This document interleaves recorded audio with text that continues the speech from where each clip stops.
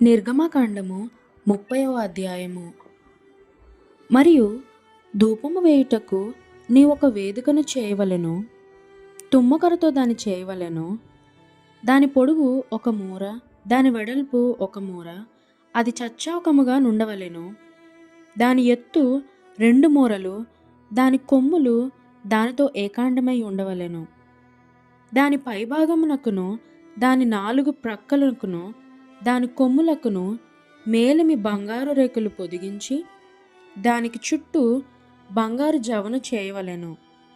దాని జవకు దిగువను దానికి 2 బంగారు ఉంగరములు చేయవలెను. దాని 2 ప్రక్కల యందలి దాని 2 మూలల మీద వాటిని ఉంచవలెను. అవి దాని మోయు మోతకర్రలకు స్థలములు. ఆ మోతకర్రలను తుమ్మకర్రతో చేసి వాటికి బంగారు రేకు పొదిగింపవలెను. సాక్ష్యపు మందసమునొద్ద నుండు అడ్డతెర ఎదుట, అనగా శాసనముల మీది కరుణాపీఠమునెదుట నీవు దానిని ఉంచవలెను. అక్కడ నేను నిన్ను కలుసుకొందును. అహరోను ప్రతి దినము ప్రొద్దున దాని మీద పరిమళ ద్రవ్యములు ధూపము వేయవలెను. అతడు ప్రదీపములను చక్కపరచినప్పుడు దాని మీద ఆ ధూపము వేయవలెను. మరియు సాయంకాలమందు అహరోను ప్రదీపములను వెలిగించినప్పుడు దాని మీద ధూపము వేయవలెను. అది మీ తరతరములకు యెహోవా సన్నిధిని నిత్యమైన ధూపము. మీరు దాని మీద అన్యధూపమునైనను దహనబలి సంబంధమైన ద్రవ్యమునైనను నైవేద్యమునైనను అర్పింపకూడదు. పానీయమునైనను దాని మీద పోయకూడదు. మరియు అహరోను సంవత్సరమున ఒకసారి ప్రాయశ్చిత్తార్థమైన పాప పరిహార్థ బలి రక్తము వలన దాని కొమ్ముల నిమిత్తము ప్రాయశ్చిత్తము చేయవలెను. మీ తరతరములకు సంవత్సరమునకు ఒకసారి అతడు దాని నిమిత్తము ప్రాయశ్చిత్తము చేయవలెను. అది యెహోవాకు అతి పరిశుద్ధమైనది. మరియు యెహోవా మోషేతో ఇట్లనెను, నీవు ఇజ్రాయేలులను లెక్కింపవలెను. వారు లెక్కింపబడు వేళకు ప్రతివాడు యెహోవాకు తన ప్రాణ పరిక్రయ ధనము నిచ్చుకొనవలెను. అలాగు చేసిన ఎడల నీవు వారిని లెక్కించినప్పుడు వారిలో ఏ తెగులునూ పుట్టదు. వారు ఇయ్యవలసినది ఏమనగా, లెక్కింపబడిన వారిలో చేరు ప్రతివాడును పరిశుద్ధ స్థలము యొక్క తులమును బట్టి అరతులము ఇయ్యవలెను. ఆ తులము 20 చిన్నములు. ఆ అరతులము యెహోవాకు ప్రతిష్టార్పణ. 20 సంవత్సరములు గాని అంతకంటే ఎక్కువ వయస్సు గాని గలవారై లెక్కింపబడిన వారిలో చేరు ప్రతివాడును యెహోవాకు అర్పణనియ్యవలెను. అది మీ ప్రాణములకు పరిక్రయధనముగా నుండునట్లు యెహోవాకు అర్పణ ఇచ్చినప్పుడు ధనవంతుడు అరతులము కంటే ఎక్కువ ఇయ్యకూడదు, బీదవాడు తక్కువ ఇయ్యకూడదు. నీవు ఇశ్రాయేలుల యొద్ద నుండి ప్రాయశ్చిత్తార్థమైన వెండి తీసుకొని ప్రత్యక్షపు గుడారం యొక్క సేవ నిమిత్తము దాని నియమింపవలెను. మీకు ప్రాయశ్చిత్తము కలుగునట్లు అది యెహోవా సన్నిధిని ఇశ్రాయేలులకు జ్ఞాపకార్థముగా నుండును. మరియు యెహోవా మోషేతో ఇట్లనెను, కడుగుకొనుటకు నీవు ఇత్తడితో దానికొక గంగాళమును ఇత్తడి పీటను చేసి ప్రత్యక్షపు గుడారమునకు బలిపీఠమునకు నడుమ దానిని ఉంచి నీళ్లతో నింపవలెను.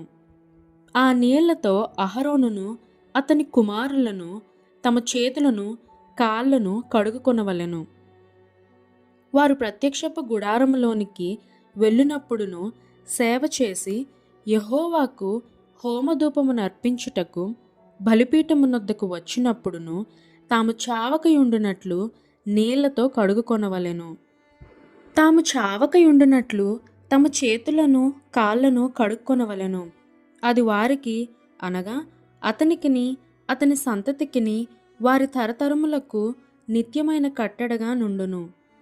మరియు యెహోవా మోషేతో ఇట్లనెను, నీవు ముఖ్యమైన సుగంధ సంభారములలో పరిశుద్ధ స్థల సంబంధమైన తులము చొప్పున అచ్చమైన గోపరసము 500 తులములను, సుగంధము గల లవంగి పట్ట సగము అనగా 250 తులముల ఎత్తును, నిమ్మగడ్డి నూనె 250 తులముల ఎత్తును, లవంగి పట్ట 500 తులములను, ఒలివ నూనె సంభారమును 3 పళ్ళును తీసుకొని వాటిని ప్రతిష్టాభిషేక తైలము అనగా సుగంధ ద్రవ్య మేలకుని పని అయిన పరిమళ సంభారముగా చేయవలెను. అది ప్రతిష్టాభిషేక తైలమగును. ఆ తైలముతో నీవు సాక్ష్యపు గుడారమును, సాక్ష్యపు మందసమును, బల్లను దాని ఉపకరణములన్నిటినీ, దీపవృక్షమును దాని ఉపకరణములను, ధూపవేదికను, దహన బలిపీఠమును దాని ఉపకరణములన్నిటినీ, గంగాళమును దాని పీటను అభిషేకించి అవి అతి పరిశుద్ధమైనవిగా ఉండునట్లు వాటిని ప్రతిష్ఠింపవలెను.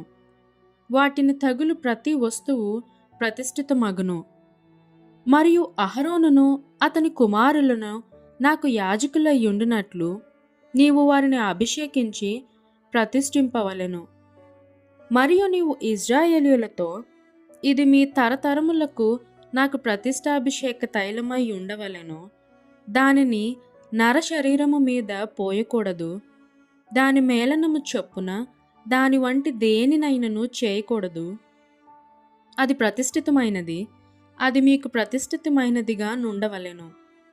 దాని వంటిది కలుపువాడును, అన్యుని మీద దానిని పోయివాడును తన ప్రజలలో నుండి కొట్టివేయబడవలెనని చెప్పుము. మరియు యెహోవా మోషేతో ఇట్లనెను, నీవు పరిమళ ద్రవ్యములను అనగా జటమాంసి, గోపీచందనము, గంధపు చెక్క అను ఈ పరిమళ ద్రవ్యములను స్వచ్ఛమైన సాంబ్రాణిని సమభాగములుగా తీసుకొని వాటితో ధూపద్రవ్యమును చేయవలెను. అది సుగంధ ద్రవ్య మేలకుని పని చొప్పున కలపబడి ఉప్పుగలదియు స్వచ్ఛమైనదియు పరిశుద్ధమైనదియునైన సుగంధ ధూప సాంబారము.